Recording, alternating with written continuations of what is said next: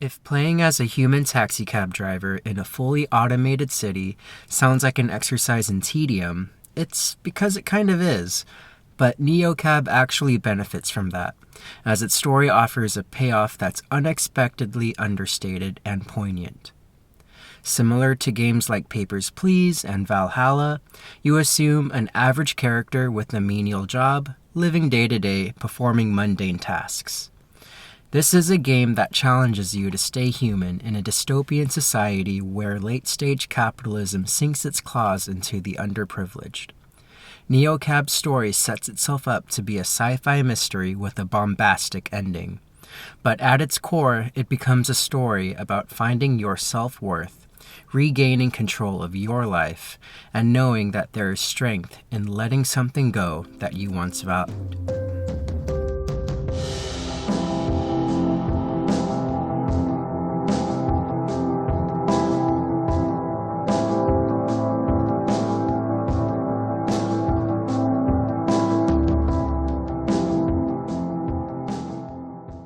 NeoCab is set in a futuristic cyberpunk world where automation is prevalent and mega corporations dominate the market. You play as Lena, one of the few remaining human cab drivers who works for NeoCab, which is a rideshare app that boasts the tagline, "Stay Human."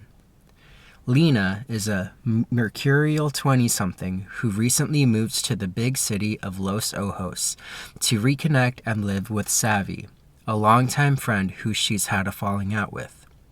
Her plans are flimsy. We quickly learn that Savvy is not a reliable person, and her sudden disappearance forces Lena to work late into the night and couch surf in the early hours of the morning at motels and room shares. It's a struggle, and Lena only has a handful of coins to her name. Lena and all of the denizens of Los Ojos are under the watchful eye of Capra, a mega corporation that is the driving force behind all things automated. Capra controls and owns virtually everything in the city, from hotels, charging stations, currency, health insurance, cars, you name it. If it moves, it's Capra.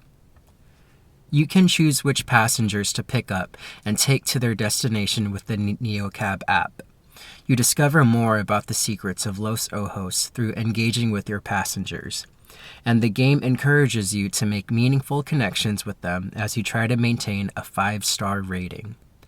Lena maneuvers through a variety of different conversations with a wide array of people.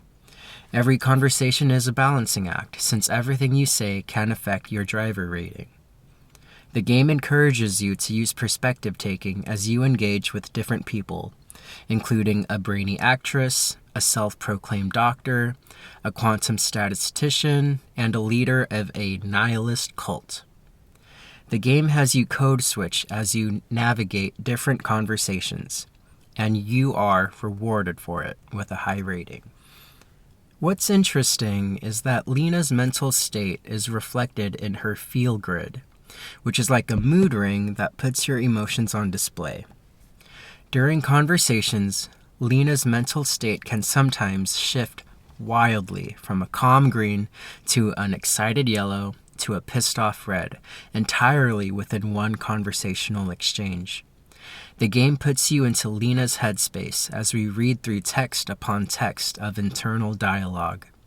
The implementation of the feel grid does limit your dialogue choices, though, and it feels like you're not in control. Lena won't make a snide comment or say something snippy if she's feeling nervous. She won't feign happiness if she's feeling sad or angry. At first, it seems like the game is dictating your every word, and conversations can feel very linear because of that. However, the feeling of not being in control is a running theme throughout the game. And it's up to Lena to take ownership and regain control of her own thoughts and decisions.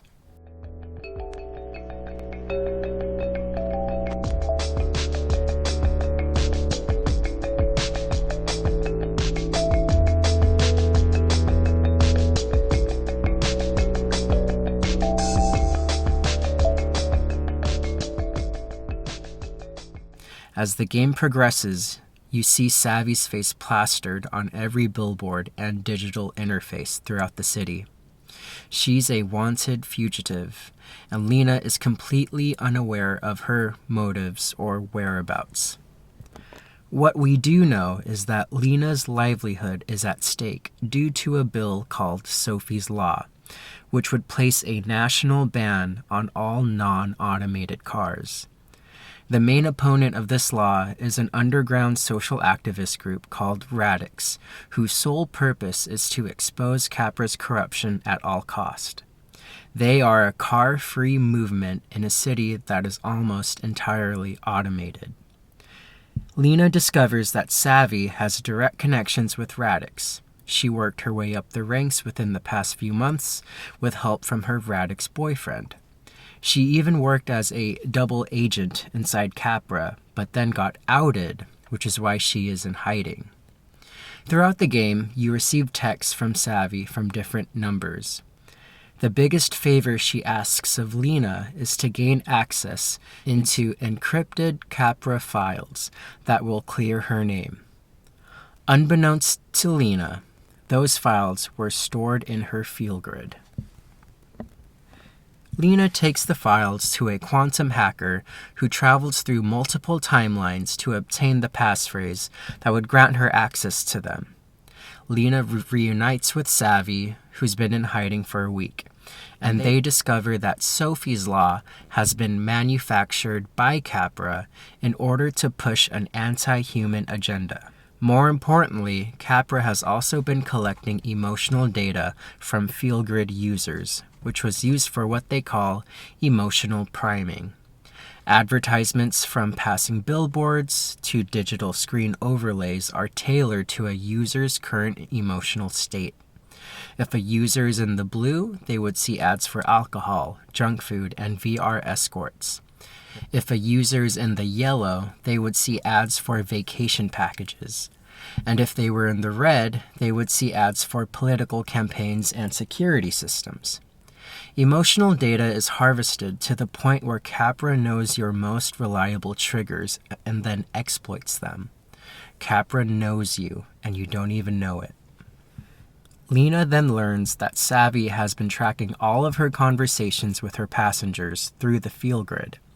It is this betrayal that sparks the final confrontation of the game. Savvy wants to be the one to leak the files to the public, but chooses to ignore that she'll get caught since she's a wanted felon. When Lena offers to complete the final leg of the mission to take Capra down, Savvy ignores her and even tries to blackmail her to prevent Lena from leaking the files herself. Savvy's motivations are shallow. She wants the attention, she wants the glory and recognition. Lena discovers that Savvy's intention wasn't about Capra in the first place. It was about her need for validation. The broader narrative reveals that Lena is controlled by the product of unchecked capitalism. It forces her to live meagerly. She lives paycheck to paycheck while putting on a fake smile for her passengers. Capra controls her and influences routine decisions like choosing what charging station to use or where to sleep when she's off the clock. But where the story is most effective functions on a much smaller scale. Lena is controlled by her toxic friendship with Savvy. She is, after all, her best friend since high school. Like Capra, she knows all of Lena's triggers and weaknesses, which she knowingly exploits to her benefit. The battle between gig economy and mega corporation serves as an allegory of Lena's fight to break away from an emotionally abusive friendship. Savvy is Lena's own personal Capra. She asserts that she knows Lena better than she knows herself. She invalidates her anger, her anxiety, her insecurities. She calls her overly sensitive. She makes her believe she is a bad friend, and then reels her back in by saying, "I love you." And Lena falls for it time and time again. In a world that defines self-worth by one's wealth and contributions to society, a key part of human survival for the oppressed is to establish meaningful human connections with others. And when those connections betray us, we don't feel human anymore. We become a cog in the wheel, and our lives don't belong to us. The final confrontation with Savvy culminates to an ending that is impactful to its universe, but also very small and personal to Lena. She stands up to Savvy and calls her out on her gaslighting. She takes the files herself, leaves without her, and leaks the information to the public. Sophie's law doesn't pass, Capra is exposed, and Savvy is cleared of her charges. And for the first time, this was unequivocally Lena's own choice. Lena takes ownership for her own thoughts and actions. She cuts off Savvy from her life and realizes that there's nothing tying her down to Los Ojos anymore. She leaves for her hometown on her own volition. There's no passenger telling her where to go. There's no one telling her how to feel. She heads straight into the desert horizon and chooses to be the driver of her own life.